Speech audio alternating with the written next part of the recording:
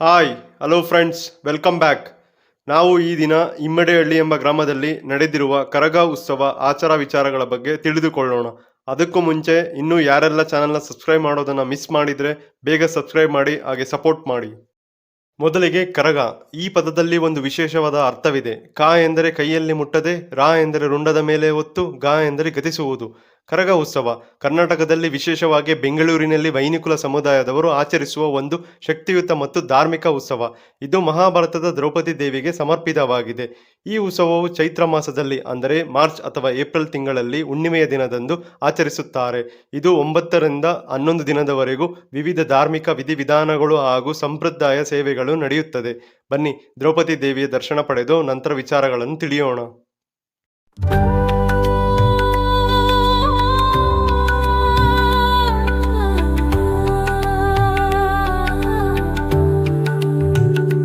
ನೀಲಾಂಬರದೊಳಗೆ ನೀನು ದೇವಿ ದ್ರೌಪದಿಯೇ, ನಿನ್ನ ಕಾಂತಿಯ ಬೆಳಕು ಹೃದಯದೊಳಗೆ ತಾಯೇ, ಕಾಳಿಂದಿಯ ತೀರದಿ ನಿನ್ನ ನಾಮವೂ ಗಾನವೇ, ಶಾಂತಿಯ ಸಾಗರದೊಳಗೆ ದಿವ್ಯ ಜ್ಯೋತಿಯೇ, ದ್ರೌಪದಿಯೇ ಶಕ್ತಿಯ ದೇವತೆ ಒಲವಿನ ತಾಯೇ, ಕರುಣೆಯ ಕಿರಣವೇ ನಿನ್ನ ಕಾಂತಿಯ ಮಾಯೇ, ಓಂ ದ್ರೌಪದಿಯೇ ಜಗದೊಳಗಿಯೇ ಭಕ್ತರ ತಾಯೇ, ನಿನ್ನೊಳಗೆ ನಾವಿರುವೆ ಶಾಶ್ವತ ಸತ್ಯ.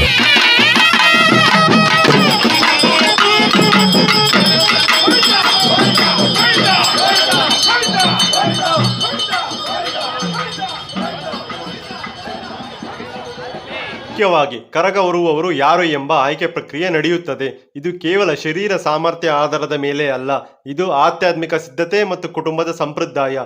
ಹಿರಿಯರಿಂದ ವಂಶ ಪರಂಪರೆಯಾಗಿ ಪಡೆದಿರಬೇಕು, ಅಥವಾ ಕೆಲವೊಮ್ಮೆ ದೇವಸ್ಥಾನದ ಹಿರಿಯರು ಮತ್ತು ಸಮುದಾಯದ ಮುಖಂಡರು ಒಗ್ಗಟ್ಟಾಗಿ ಆಯ್ಕೆಯನ್ನು ಮಾಡುತ್ತಾರೆ. ಅವರ ಮೇಲೆ ದೈವಿಕ ಶಕ್ತಿ ಇಳಿಯುವ ಸಾಮರ್ಥ್ಯವಿದೆ ಎಂದು ನಂಬಿದಾಗ ಮಾತ್ರ ಈ ಪಾತ್ರವನ್ನು ಅವರಿಗೆ ನೀಡಲಾಗುತ್ತದೆ. ಆಯ್ಕೆಯ ನಂತರ ಅವರು ಕೆಲವು ಕರ್ತವ್ಯಗಳು ಮತ್ತು ತಯಾರಿ ನಿಷ್ಠೆಯನ್ನು ಮಾಡಬೇಕು. ಈ ಪವಿತ್ರ ಕಾರ್ಯಕ್ಕಾಗಿ ಕಠಿಣ ಶಿಸ್ತು ಮತ್ತು ಸಮರ್ಪಣೆಯನ್ನು ಅನುಸರಿಸುತ್ತಾರೆ. ಕರಗ ಹೊರುವವರನ್ನು ಕರಗದ ಪೂಜಾರಿ ಎಂದು ಕರೆಯಲ್ಪಡುತ್ತಾರೆ. ಕರಗ ಹೊರುವವರ ದಿನಚರಿ ಪದ್ಧತಿಗಳು. ಮೊದಲಿಗೆ ಉಪವಾಸ, ಅಂದರೆ 9 ದಿನಗಳ ಕಾಲ ಸಂಪೂರ್ಣ ಉಪವಾಸ ಅಥವಾ ಸರಳ ಆಹಾರ, ಉಪ್ಪು ಮತ್ತು ಖಾರ ತ್ಯಜಿಸಿ ಸೇವನೆ ಮಾಡುತ್ತಾರೆ. ಇದು ದೇಹ ಮತ್ತು ಮನಸ್ಸನ್ನು ಶುದ್ಧಿ ಮಾಡುತ್ತದೆ. ನಂತರ ಬ್ರಹ್ಮಚಾರ್ಯ, ಅವರು ಲೌಕಿಕ ಆಸೆಗಳಿಂದ ದೂರವಿರುತ್ತಾರೆ ಮತ್ತು ಶುದ್ಧ ಜೀವನವನ್ನು ನಡೆಸುತ್ತಾರೆ.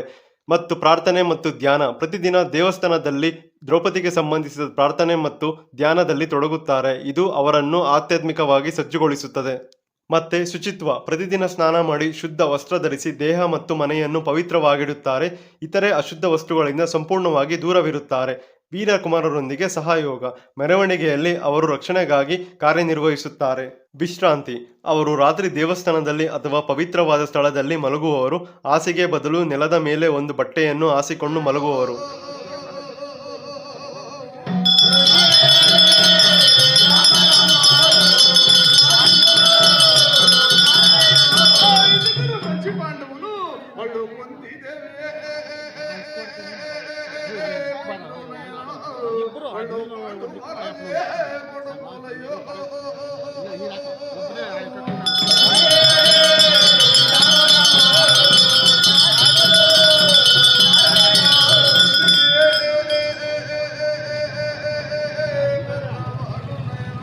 ಈ 9 ದಿನಗಳ ಕಾಲ ಸಂಪೂರ್ಣ ಸಮಯ ದೇವರಿಗೆ ಸಮರ್ಪಣೆ ಮಾಡುತ್ತಾರೆ. ಅವರು ತಮ್ಮ ದೈನಂದಿನ ಜೀವನ ಜವಾಬ್ದಾರಿಗಳಿಂದ ಮುಕ್ತರಾಗಿ ಕೇವಲ ಉತ್ಸವ ಮತ್ತು ದ್ರೌಪದಿ ಸೇವೆಗೆ ತನ್ನನ್ನು ಅರ್ಪಿಸುತ್ತಾರೆ. ಕರಗ ಹೊರುವವರ ಮುಖ್ಯ ದಿನಗಳ ಕರ್ತವ್ಯಗಳು. ಮುಖ್ಯ ದಿನದಂದು ಅವರು ಸೀರೆ ಧರಿಸಿ, ಶ್ರೀರೂಪ ತಾಳಿ ಮತ್ತು ಮಂಗಳಸೂತ್ರವನ್ನು ಧರಿಸಿ ಕರಗವನ್ನು ತಲೆಯ ಮೇಲೆ ಎತ್ತಿಕೊಳ್ಳುತ್ತಾರೆ. ಮೆರವಣಿಗೆಯ ಸಮಯದಲ್ಲಿ ಅವರು ಶಾಂತವಾಗಿ ಗಂಭೀರವಾಗಿ ಇರುತ್ತಾರೆ, ಏಕೆ ಎಂದರೆ ಅವರು ದ್ರೌಪದಿಯ ದೈವಿಕ ಶಕ್ತಿಯನ್ನು ಪ್ರತಿನಿಧಿಸುತ್ತಾರೆ. ಉತ್ಸವದ ಆರಂಭವನ್ನು ಸೂಚಿಸಲು ದೇವಸ್ಥಾನದ ಸಮೀಪ ಧ್ವಜಾರೋಹಣ ನಡೆಸುತ್ತಾರೆ. ಹಸಿ ಕರಗ ಮತ್ತು ನಂತರ ಹೂವಿನ ಕರಗ ಉತ್ಸವವನ್ನು ನಡೆಸುತ್ತಾರೆ.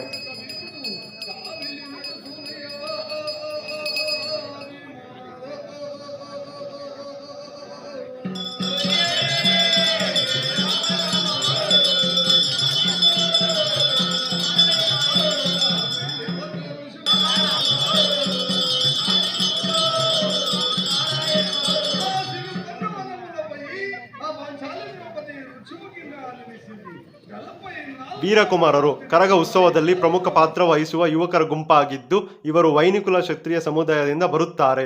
ಇವರು ಕರಗ ಹೊರುವವರು ರಕ್ಷಕರಾಗಿ, ಶಕ್ತಿಯ ಸಂಕೇತವಾಗಿ ಮತ್ತು ದ್ರೌಪದಿಯ ಸೇವಕರಾಗಿ ಕಾರ್ಯನಿರ್ವಹಿಸುತ್ತಾರೆ. ಸಾಮಾನ್ಯವಾಗಿ 18 ರಿಂದ 35 ವರ್ಷದೊಳಗಿನವರನ್ನು ಆಯ್ಕೆ ಮಾಡಲಾಗುತ್ತದೆ. ಇವರು ದೈಹಿಕವಾಗಿ ಬಲಿಷ್ಠರಾಗಿರಬೇಕು ಮತ್ತು ಮನಸ್ಸಿನಿಂದ ಶುದ್ಧ ಭಕ್ತಿಯನ್ನು ಹೊಂದಿರಬೇಕು. ವೀರಕುಮಾರರ ತರಬೇತಿ ಮತ್ತು ತಯಾರಿ: ಕತ್ತಿ ನೃತ್ಯ ತರಬೇತಿ, ದೈಹಿಕ ಶಕ್ತಿ ಹೆಚ್ಚಿಸಲು ವ್ಯಾಯಾಮ, ದೀರ್ಘಕಾಲ ಮೆರವಣಿಗೆಯಲ್ಲಿ ಭಾಗವಹಿಸಲು ಶಿಸ್ತಿನ ಜೀವನ. ಅವರು ದೇಹವನ್ನು ಶುದ್ಧವಾಗಿಡಬೇಕು.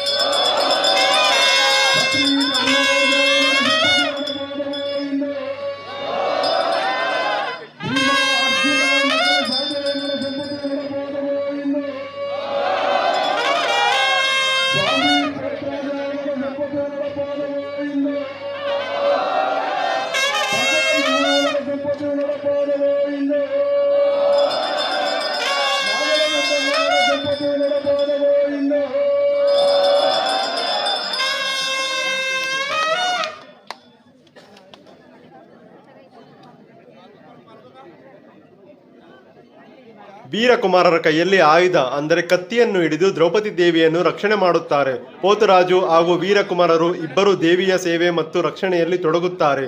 ಆಯುಧಗಳನ್ನು ಹಿಡಿದು ದೇವಿಯ ಮೆರವಣಿಗೆಯನ್ನು ಮುನ್ನಡೆಸುತ್ತಾರೆ.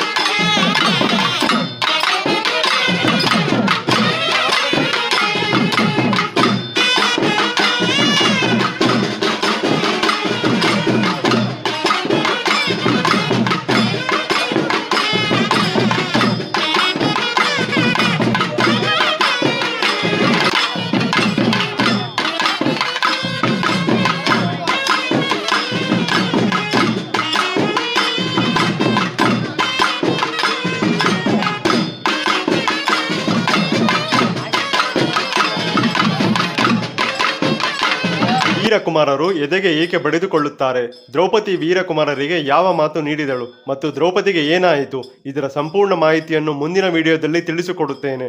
ನಿಮಗೆ ಈ ವಿಡಿಯೋ ಇಷ್ಟವಾದಲ್ಲಿ ದಯವಿಟ್ಟು ಸಬ್ಸ್ಕ್ರೈಬ್ ಮಾಡಿ ಹಾಗೆ ಸಪೋರ್ಟ್ ಮಾಡಿ. ಧನ್ಯವಾದಗಳು.